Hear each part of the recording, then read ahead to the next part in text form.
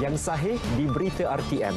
Berita perdana edisi 5 November, Jumaat. Saya Andy Reza Rohadian. Dan saya Larendra Fiona Berkelaikan. Saudara, berikut paparan utama malam ini. Dewan Undangan Negeri Sarawak dibubarkan.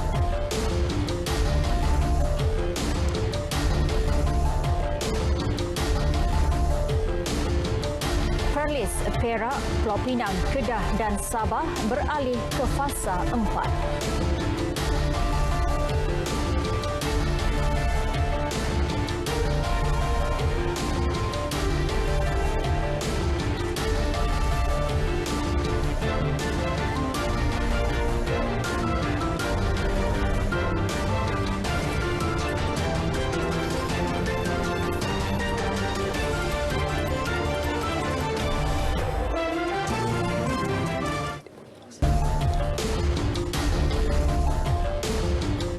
Assalamualaikum dan salam sejahtera.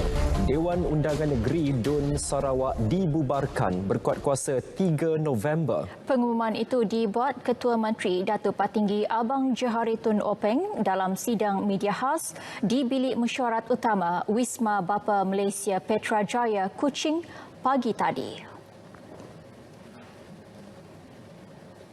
Having been advised that legal and public safety and health consideration have been put in place, and in compliance with the Yang di-Pertuan Agong consent to revoke the proclamation of emergency after consultation with the Yang di-Pertuan Negeri of the State of Sarawak, and in accordance with Article 21 Bracket 2 of the Constitution of the State of Sarawak, read together with Section 3, Bracket 3 of the Ordinance, the Yang di-Pertuan Negeri Sarawak has proclaimed the Dewan Undangan Negeri is dissolved with effect from 3rd November 2021.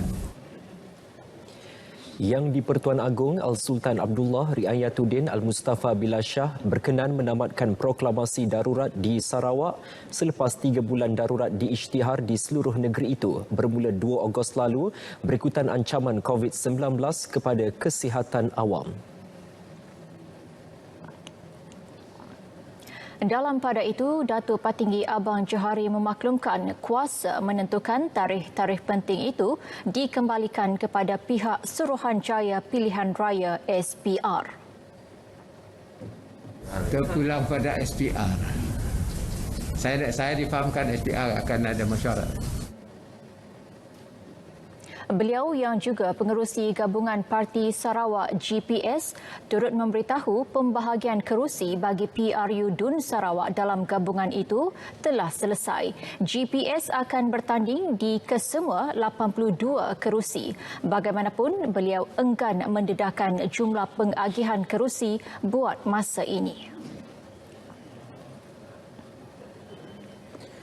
Ya, sementara itu mengulas mengenai aspek keselamatan, anggota keselamatan terutama polis sudah bersiap siaga sepenuhnya untuk melaksanakan tugasan sepanjang PRU DUN Melaka. Menyentuh mengenai persiapan, Timbalan Ketua Polis Negara Datuk Seri Mazlan Lazim memaklumkan seramai 3,800 anggota dan pegawai polis akan ditugaskan mengawasi kelancaran dan keselamatan sepanjang pilihan raya berlangsung. Mendeploykan seramai 3,800 pegawai dan anggota. Kalau 3,800 di Melaka saja tak mencukupi. Kita akan beri bantuan pada pihak kontingen Melaka untuk mereka deploy untuk PRN di Melaka ni. Jadi soalannya, cukup tak? Memang cukup pegawai dan anggota kita. Bersedia ke tidak? Memang bersedia. Pihak kita bersedia untuk melaksanakan tugas kita untuk PRN di Melaka ni. Beliau yang ditemui media selepas sesi pengagihan bakul makanan turut mengingatkan semua pihak agar mematuhi SOP ditetapkan termasuk larangan mengadakan perhimpunan.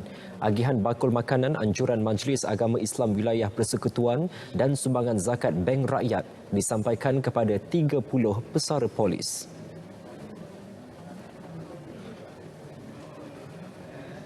Berkuat kuasa 8 November ini, 5 negeri iaitu Perlis, Perak, Pulau Pinang, Kedah dan Sabah beralih ke fasa 4 Pelan Pemulihan Negara PPN. Keputusan itu berdasarkan penilaian risiko semasa yang dibuat Kementerian Kesihatan KKM dan Majlis Keselamatan Negara MKN. Menteri Kanan Pertahanan Datuk Seri Hishamuddin Tun Hussein melalui satu kenyataan memaklumkan jawatan kuasa khas pengurusan pandemik COVID-19 bersetuju bagi peralihan fasa PPN tersebut. Prosedur operasi standard SOP bagi negeri-negeri yang memasuki fasa 4 sama seperti sebelum ini. Jelasnya, keterangan SOP terkini akan dikemaskini oleh MKN di laman sesawang rasmi www.mkn.gov.my. Datuk Seri Hishamuddin turut memaklumkan anak-anak kapal di bawah pengurusan Lembaga Pelabuhan Kelang dibenar mengambil suntikan vaksin semasa singgah di Pelabuhan Kelang. Ia bagaimanapun tertakluk kepada kelulusan KKM dan Jabatan Imigresen. Syukur, gembira, tapi jangan lupa patuh SOP. Itu antara reaksi warga Sabah yang menyambut baik peralihan negeri itu ke fasa 4 PPN. Meskipun beberapa kelonggaran telah diberikan, penduduk yang ditemui kru kami di Kota Kinabalu menyokong saranan untuk terus mematuhi SOP bagi mengekang penularan COVID-19.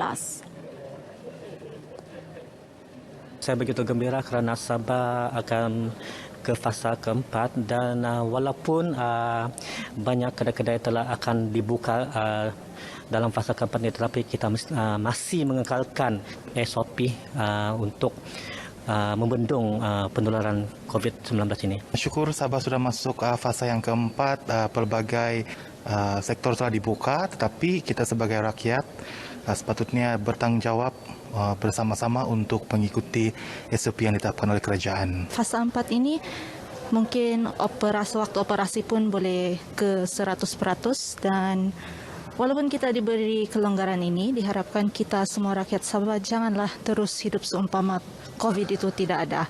Ingatlah SOP dan kita jaga kita. Saya merasa amat gembira kerana Sabah telah beralih daripada fasa ketiga ke fasa 4 dan kita sebagai rakyat Sabah juga walaupun terdapat peralihan fasa, kita mestilah mematuhi SOP yang disediakan oleh kerajaan agar wabak COVID-19 ini dapat kita bendung sekaligus dan kita dapat hidup dengan selesa seperti sebelumnya. Merupakan salah satu suasana yang saya rasa sangat baik dan ia sangat membantu untuk mempertingkatkan ekonomi sosial di negeri ini. Namun apa yang paling penting, walaupun kita sudah beralih fasa ke fasa yang keempat, namun penjagaan SOP, pematuhan SOP perlu dilaksanakan dari masa ke semasa.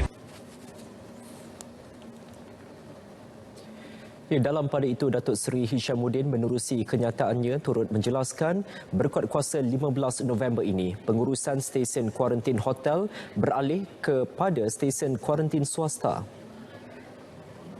Bagaimanapun jelasnya, kos kuarantin 7 hari bagi warga negara Malaysia kekal ditanggung kerajaan, manakala kutipan kos operasi COVID-19 sebanyak RM2,600 bagi setiap pengembara bukan warga negara dimansuhkan. Namun, caj bagi stesen kuarantin masih berkuat kuasa pada kadar sama seperti sebelum ini. Yang di-Pertuan Agong Sultan Abdullah Riayatuddin Al-Mustafa Billah Shah menitahkan supaya satu kajian pembangunan semula Kampung Baru Karak Bentung Pahang dilaksanakan secara holistik dengan mengutamakan ciri keselamatan. Baginda yakin kajian menyeluruh dapat membangunkan semula penempatan berkenaan dan memberi lebih keselesaan kepada penduduk kampung berkenaan. Ini akan memberi sedikit sebanyak berita baik semasa kebakaran ini untuk mempunyai keyakinan itu kita dapat bangkit daripada musibah ini. InsyaAllah bila projek ini dapat disiap dalam masa terdekat. Tadi saya dengar sedikit rayuan terhadap kerajaan negeri ataupun kerajaan pusat tentang peraturan-peraturan.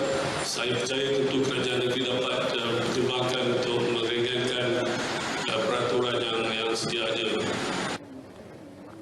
Al-Sultan Abdullah menyantuni mangsa kebakaran di Dewan Jawatankuasa Keselamatan dan Kemakmuran Kampung Baru di Kampung Baru Karak, Pahang. Turut berangkat Raja Permaisuri Agung Tunku Haja Aziza Aminah Maimunah Iskandaria. Baginda berdua turut diberikan taklimat mengenai cadangan pembangunan semula Kampung Baru Karak dan penyerahan cek sumbangan bernilai 1.18 juta ringgit daripada Persatuan Pandu Puteri Malaysia, Infra 9 Berhad, Ikasas Group dan Datuk Nelson Tan bagi pembangunan Kampung Baru Karak.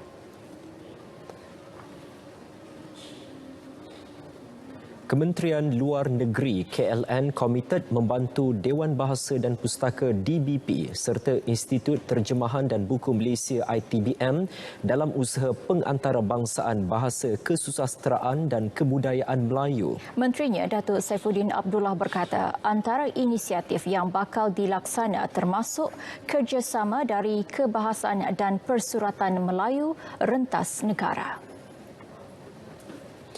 KLN juga akan melaksanakan kursus bahasa dan budaya Malaysia serta menempatkan atasye kebudayaan yang meliputi pendidikan bahasa dan kesusasteraan bermula di kedutaan-kedutaan utama. Di peringkat kami di KLN, sebelum akhir tahun ini, struktur itu dapat kami selesaikan dan terma rujukan untuk duta-duta dan semua pejabat perwakilan malawakil itu dapat kita sediakan. Dan yang keduanya, siri pertemuan dan mesyuarat dapat kita laksanakan, termasuk dengan dua kementerian utama, KKMN dan MOTEK. Di samping itu, saya telah menyenaraikan antara lain misalnya DBP, ITBM, ISTEC, Pusaka dan satu dua lagi agensi yang harus kami dampingi secara lebih rapat. Satu jawatankuasa kesenian dan kebudayaan akan ditubuhkan bagi menasihati kerja-kerja diplomasi budaya Malaysia di bawah kerangka dasar luar negeri. Jawatankuasa itu turut melibatkan tokoh falsafah, sastra dan lain-lain. Masuki usia 48 tahun, KLFM sedia segmen menarik untuk pendengar. Paparannya seketika nanti.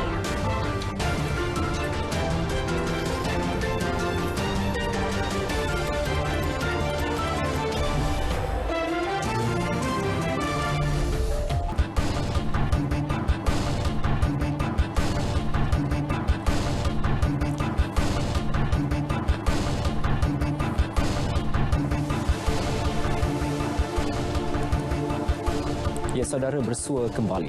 Permintaan terhadap perjalanan udara global menyaksikan penurunan sebanyak 53.4% pada September 2021 berbanding bulan sama pada 2019.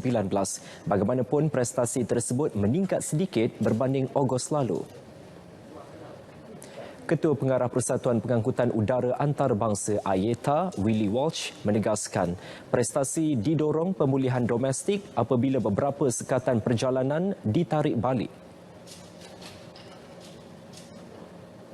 So we are seeing some improvements, and again this reflects the loosening of restrictions in several countries which we've witnessed in recent weeks. So positive developments in relation to travel restrictions, still slower than we would like to see and slower than we believe the science would support. But good news reports from CEOs around the world suggest that they're now more optimistic about the recovery in business travel. Beliau memaklumkannya pada sidang media secara maya. Meski prestasi September menunjukkan perkembangan positif, namun pemulihan trafik antarabangsa masih terjejas berikutan penutupan sempadan dan mandat kuarantin yang berterusan. Sejajar pembukaan semula pasaran utama lain termasuk Australia, Argentina, Thailand dan Singapura. Ia dijangka memberi rangsangan kepada pemulihan berskala besar pada masa akan datang. Saudara, inisiatif Jamin Kerja Keluarga Malaysia atau Jamin Kerja dijangka akan menurunkan kos pengambilan pekerja baharu sehingga 30%. Pengarah Eksekutif Persekutuan Majikan-Majikan Malaysia MEF, Datuk Syamsuddin Bardan berkata, langkah itu akan mengurangkan perbelanjaan operasi sekaligus menggalakkan syarikat tempatan menggaji pekerja. Inisiatif yang menyasarkan penciptaan 600,000 peluang pekerjaan itu akan turut menangani isu pengangguran serta memperkukuh pasaran kerja. Insentif-insentif yang diberikan di bawah Jamin Kerja memang mempunyai kesan jangka panjang terhadap pasaran pekerjaan kerana ia dijangkakan dapat menurunkan kadar pengangguran yang pada ketika ini adalah 46% kepada 4%. Di mana di bawah benchmark ILO, 4% itu adalah dianggapkan sebagai sebuah negara itu mempunyai pekerjaan penuh. Presiden Kongres Kesatuan Sekerja Malaysia MTUC, Datuk Abdul Halim Mansur berpendapat program peningkatan kemahiran bersesuaian akan meningkatkan kebolehpasaran pekerja dan menjamin pengekalan pekerjaan. Ini bersama dengan majikan harus memikirkan bagaimana untuk reskill, rebranding agar semua pekerja-pekerja tempatan ini dapat kembali bertugas dan menyara keluarga mereka dengan mendapat pendapatan yang setimpal. Di bawah bajet 2022, sejumlah 4.8 bilion ringgit diperuntuk bagi inisiatif Jamin Kerja Keluarga Malaysia. Ya, sementara itu, kempen Beli Barangan Malaysia KBBM tahun ini akan memberi tumpuan kepada aktiviti jualan secara dalam talian. Timbalan Ketua Setiausaha Kementerian Perdagangan Dalam Negeri dan Hal Ehwal Pengguna, Datuk Roziah Abudin memaklumkan ini berdasarkan peningkatan tren beli belah di platform dalam talian yang turut memacu nilai jualan berjumlah 3.3 bilion ringgit pada penganjuran KBBM tahun lalu. Kempen Beli Barangan Buatan Malaysia untuk tahun ini akan memberi tumpuan kepada pasaran di atas talian. Yang kalau kita tengok melalui media masa bahawa prestasi nilai jualan atas talian ini telah meningkat berlipat kali ganda. Kalau dalam tahun 2019 itu kita mencatatkan lebih kurang 6 juta ringgit saja nilai jualan di atas talian, tapi dalam tahun 2020 nilai jualannya meningkat kepada 145 juta. Pengguna turut dinasihat menjadi pengguna yang bijak dan mendapatkan maklumat bagi merancang perbelanjaan mereka. Majlis Perasmian KBBM akan dilancarkan pada 11 November di Dataran Cenang, Langkawi. Karnival jualan produk tempatan yang bertujuan merancangkan ekonomi masyarakat setempat ini akan berlangsung sehingga 14 November.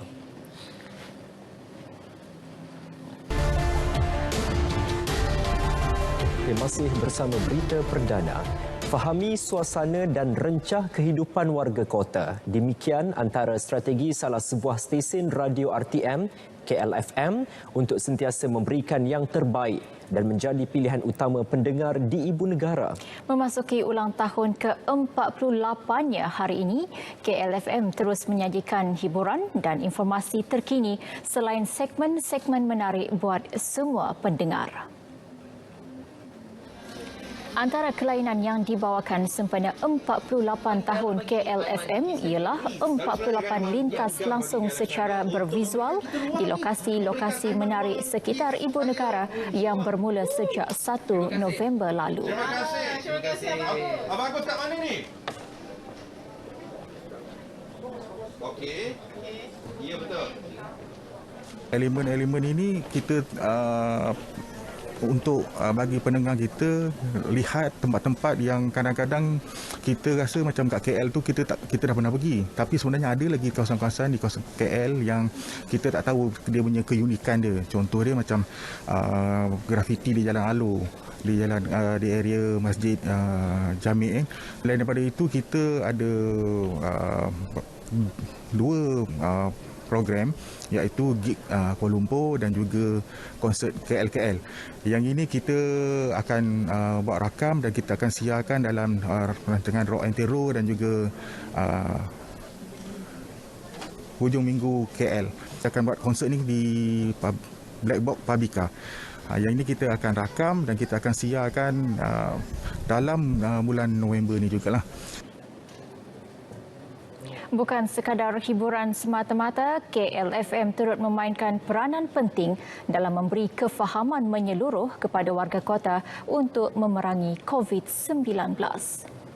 Pertama ialah untuk memberi kefahaman yang jelas kepada warga kota macam mana nak menghadapi kehidupan, ya, terutama dari segi kehilangan pekerjaan, kurangnya keuangan dan macam-macam 1001 macam masalah yang mereka hadapi. Tetapi dengan kekuatan para penyampai kita, termasuklah pengurusan KLFM, mereka berjaya mengharungi cabaran itu dan alhamdulillah sekarang ni kita dah beralih kepada fasa 4 PPN. Bagi Zulastri Muhammad yang telah berkhidmat selama 20 tahun sebagai penyampai radio, KLFM telah berevolusi dengan begitu baik untuk memenuhi citarasa para pendengar warga kota.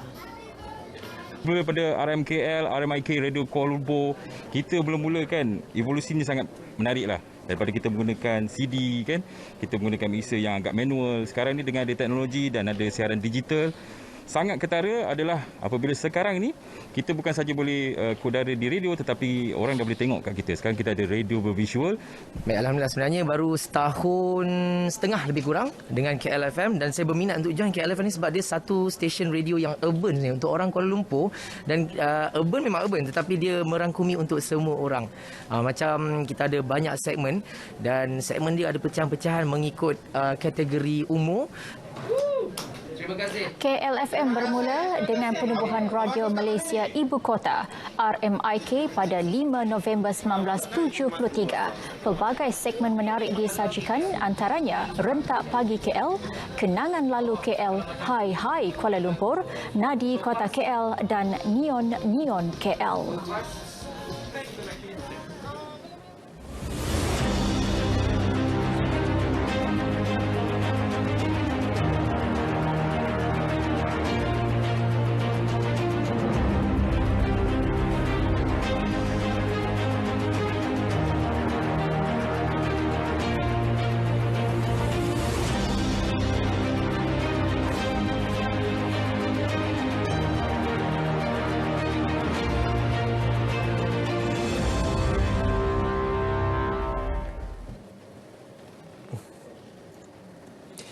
Saudara, seterusnya kita ke edisi sukan bersama rakan penyampai Azamuddin Hussein.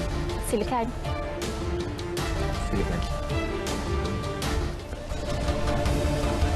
Penonton lengkap divaksin dibenar ke stadium mulai 8 November. Emas Ziyad Zulkifli sah terbakar.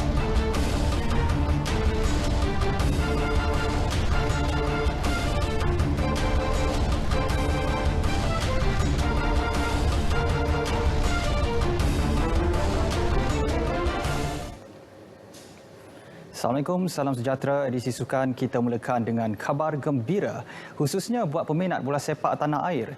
Individu yang lengkap divaksin bagi semua peringkat umur dibenarkan masuk ke stadium berkuat kuasa 8 November ini. Menteri Kanan Pertahanan Datuk Seri Hishamuddin Husin dalam satu kenyataan memaklumkan kebenaran sama turut terpakai bagi semua fasiliti sukan. Bagaimanapun bagi kanak-kanak berumur di bawah 18 tahun yang belum atau tidak lengkap vaksinasi masih tidak dibenarkan memasuki stadium dan semua fasiliti sukan. Selain itu, aktiviti makan dan minum di dalam stadium masih belum dibenarkan. Dalam pada itu, orang ramai dinasihat memanfaatkan sepenuhnya kelonggaran yang diberi dengan penuh berdisiplin dan bertanggungjawab. Penghujung September lalu, Perdana Menteri Datuk Seri Ismail Sabri Yaakob mengumumkan kelonggaran kehadiran penonton ke stadium selepas tiada lagi negeri berada di dalam fasa 1 Pelan Pemulihan Negara.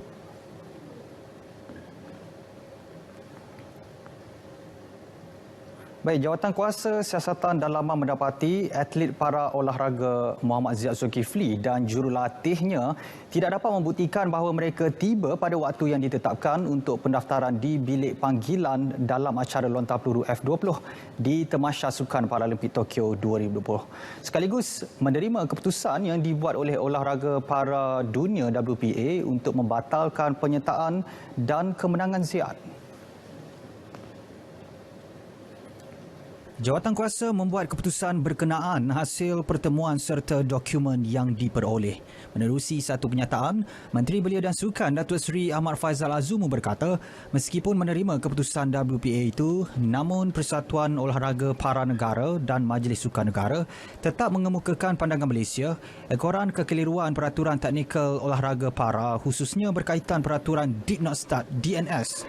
Pihak KBS juga akan memastikan tindakan susulan yang wajar diambil oleh atlet, jurulatih dan juga pegawai bagi tujuan kesedaran, pengajaran dan penambahbaikan serta rujukan pada masa akan datang.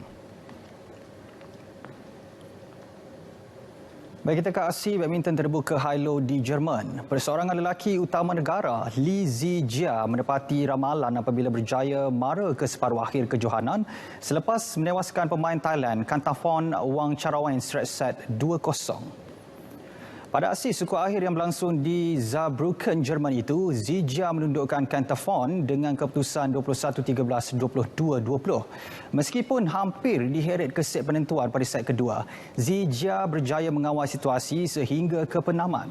Selepas ini, juara All England 2021 itu akan bertemu antara Angus Ankalong dari Hong Kong atau pemain di ranking ke-15 dari India, Srikanth Kidambi. Malaysia bakal melahirkan individu terpantas menerusi projek larian 100 meter bawah 10 saat B10 di bawah kelolaan Kementerian Pengajian Tinggi KPT. Menterinya Datuk Seri Dr. Noraini Ahmad berkata, projek berkenaan akan mengambil masa tempoh 5 tahun sehingga 2025 dengan Universiti Putra Malaysia UPM dilantik sebagai penyelaras program. Program B10 ini bakal menggunakan khidmat bekas pelari pecut kebangsaan dan jurulatih berpengalaman.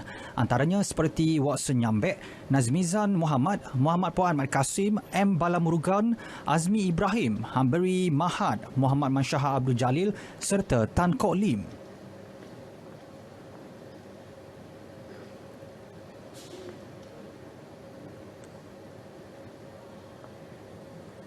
Lantaran itu, Kementerian Pengajian Tinggi mempunyai hasrat yang besar untuk melahirkan atlet pecut 100 meter pertama di negara ini yang mampu untuk berlari di bawah masa 10 saat di dalam tempoh 5 tahun mendatang. Projek larian 100 meter bawah 10 saat atau akan dikenali sebagai projek B10 ini telah dipersetujui untuk dijadikan salah satu program bitara Kementerian Pengajian Tinggi dan menjadi satu projek jangka panjang. Pemilihan pelatih dijangka bermula pada bulan Februari tahun depan dengan had umur 18 hingga 22 tahun. Pelatih juga perlu melepasi 4 ujian utama yang ditetapkan. Setiap pelatih akan menjalani tempoh latihan antara 1 hingga 5 tahun dan akan menerima allowance bulanan sepanjang berada dalam program khas ini. Untuk rekod, antara nama-nama besar yang pernah cemerlang dalam acara Reband Biru ini adalah Tan Sri Dr. M. Jagadesan, Datuk Rabuan Pitt, Watson Nyambek dan Khairul Hafiz Jantan.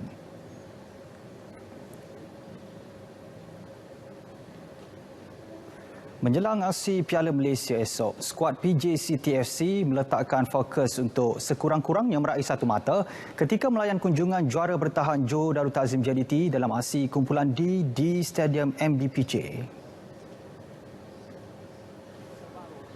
Menurut pengurus pasukan PJCTFC, K. Rajendran, aksi menentang JDT dianggap penting dalam usaha memburu slot ke suku akhir. Tambah Rajendran, beliau akui aksi menentang JDT bukan satu tugas mudah, namun percaya semangat dan kredibiliti pemainnya mampu menciptakan kejutan. Ketika ini, skuad PJCTFC berada di tangga kedua kumpulan D dengan 5 mata selepas 4 perlawanan berlangsung. Sementara itu, untuk rekod, JDT masih kekal dengan status tanpa kalah sepanjang kempen Piala Malaysia peringkat kumpulan musim ini.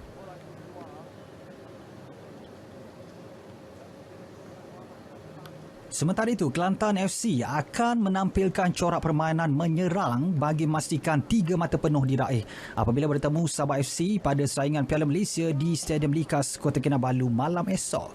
Penolong Ketua Jurulatih Kelantan FC, Rizal Zamberi Yahya berkata, langkah tersebut perlu bagi memastikan pasukan bimbingannya itu tidak keciciran mata. Seterusnya kekal berpeluang merebut slot ke suku akhir pertandingan.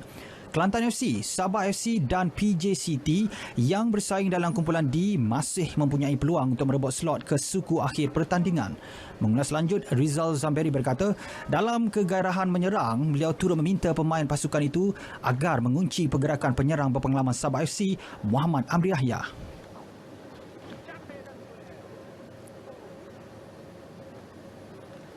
Usaha memperkasa sukan berprestasi tinggi kini menjadi tumpuan dan ke arah itu syarikat pembekal alat pernafasan House of Oxygen HOO terbuka menjalin kerjasama dengan Kementerian Belia dan Sukan KBS.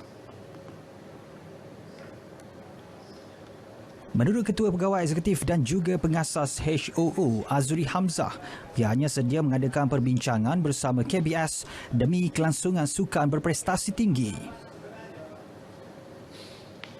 InsyaAllah kalau di pihak KBS dah membuka peluang, kami sebagai usahawan-usahawan di peringkat swasta tak salah untuk kita sentiasa menyokong apa yang diperlukan. Mungkin dari segi tenaga, dari segi dana dan sebagainya.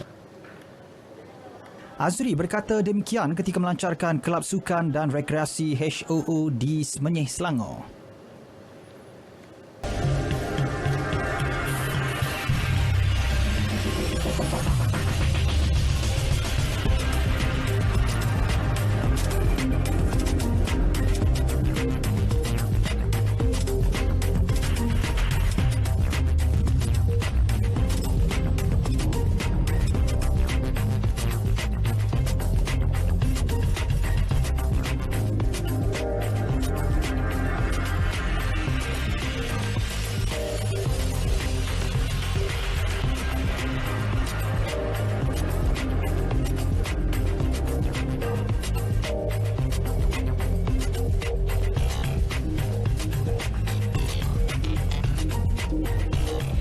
Banjir di Kedah, jumlah penduduk terjejas banjir di negeri itu mencatat penurunan kepada 853 orang daripada 234 keluarga. Ketua Bahagian Sekretariat Jawatan Kuasa Pengurusan Bencana Angkatan Pertahanan Awam Malaysia APM Kedah, Muhammad Muaz Muhammad Yusof berkata 3 pusat pemindahan sementara PPS juga ditutup, masing-masing 2 di Kubang Pasu dan 1 di Kota Star. Daerah Kota Star mencatatkan jumlah penduduk tertinggi iaitu 550 orang daripada 156 keluarga yang ditempatkan di 7 PPS. Manakala seramai 287 penduduk daripada 75 keluarga pula mendapat perlindungan di 2 PPS di daerah Pendang. Di Pokok Sena dan Baling, masing-masing terdapat 1 PPS yang masih aktif iaitu SK Tualang yang menempatkan 6 mangsa daripada 2 keluarga dan SK Tembak A yang menempatkan 10 penduduk.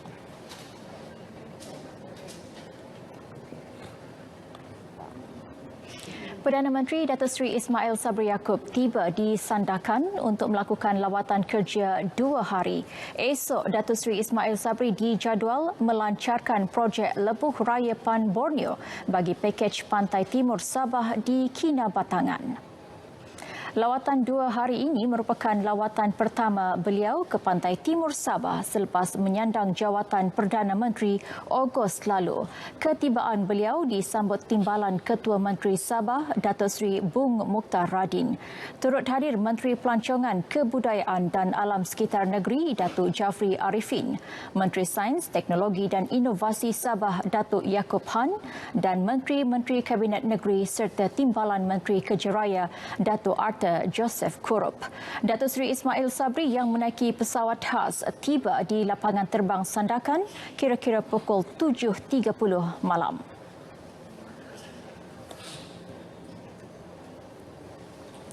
Malaysia memohon budi bicara Lembaga Pengampunan Singapura untuk memberikan pengampunan Presiden kepada Nagetran Damalingam, tahanan warga negara Malaysia yang dikenakan hukuman mati di negara itu.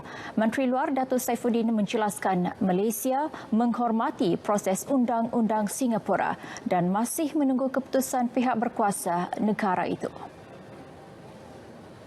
Pihaknya telah mengutus surat kepada Menteri Luar Singapura untuk memohon budi bicara pihak Lembaga Pengampunan Singapura.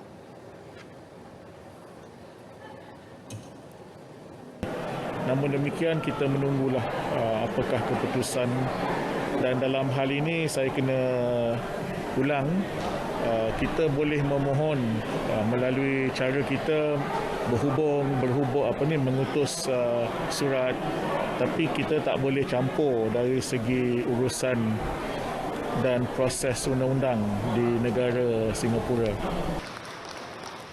Beliau ditemui media selepas menyempurnakan Majlis Anugerah Perkhidmatan Cemerlang 2020 dan Jasamu Dikenang 2021 Kementerian Luar Negeri di Putrajaya.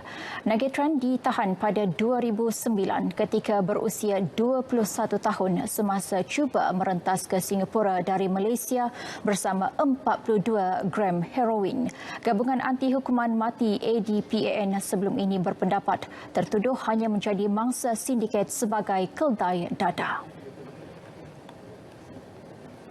Pusat Pengajian Tinggi Bertaraf Dunia Hospitality Lab ditubuhkan di Langkawi.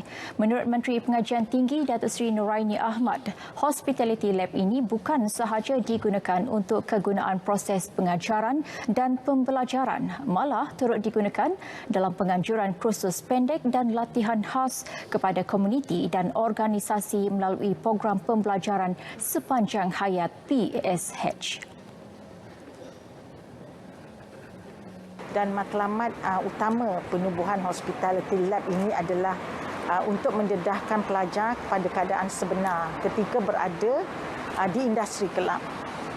Dengan perkembangan globalisasi dan pelaksanaan norma baru, Hospitality Lab ini dilengkapi dengan peralatan-peralatan teknologi terkini mengikut standard hotel bertaraf 5 bintang, dan pembinaan ini selaras dengan misi yang termaktub dalam plan pembangunan pelancongan Langkawi.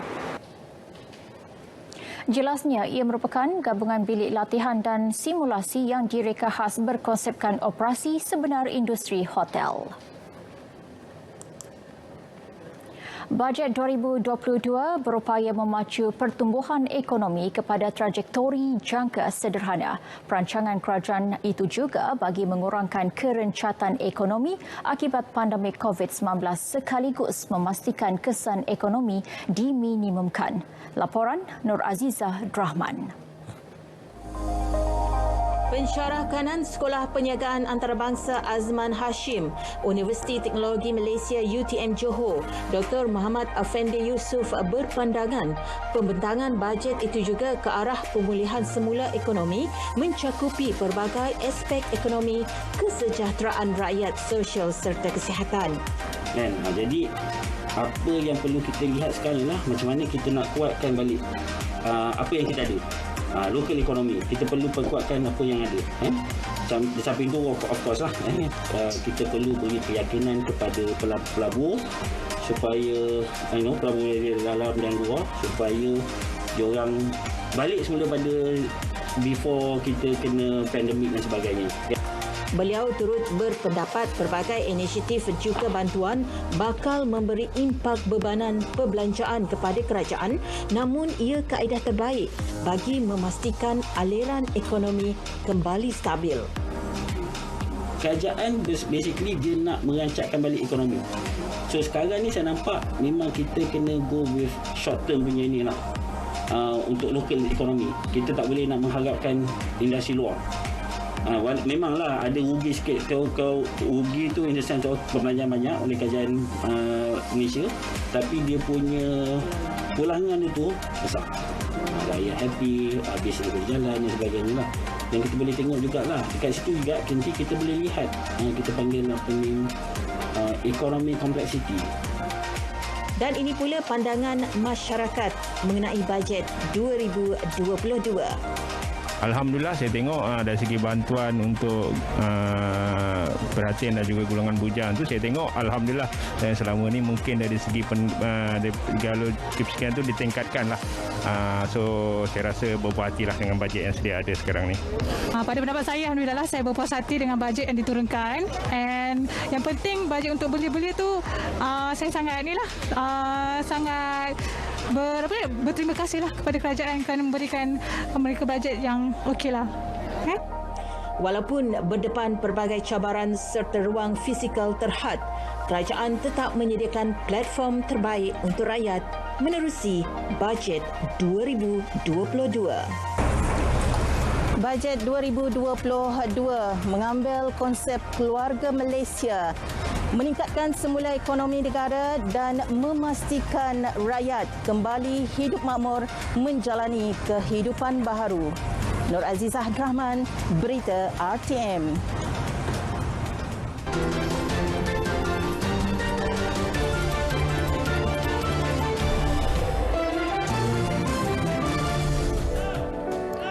Hadapi tuduhan membunuh, Nicholas Gill, 40 tahun dihalau keluar dari mahkamah selepas mengeluarkan bunyi mengiau sebanyak 55 kali pada sesi perbicaraan. Terdahulu, Hakim Laura Guajardo memberi amaran kepada Gill untuk menghentikan kelakuan buruknya. Pendakwa raya Fernando Guzzo meminta para juri supaya tidak tertipu dengan muslihat suspek yang berpura-pura tidak siuman. Gill berbangsa Israel ditahan atas dakwaan membunuh ibu dan ibu saudaranya pada 2019. Kedua-dua mayat mangsa ditemukan di bilik bawah tanah rumah suspek. Sebuah video klip berdurasi 1 minit yang dikongsikan akaun Twitter Wildlands Eco Foundation. Badan itu cuba memberi amaran kepada orang ramai agar berhati-hati ketika menggunakan tandas awam kerana seekor singa kelihatan menggunakan tandas tersebut. Singa dilihat berhati-hati berjalan keluar dari tandas awam berkenaan, memastikan persekitaran sekelilingnya sebelum berjalan kembali ke hutan. Ramai netizen menganggap tindakan singa tersebut seolah-olah tidak ingin mengotorkan hutan dan ia membuat ramai kagum serta terhibur.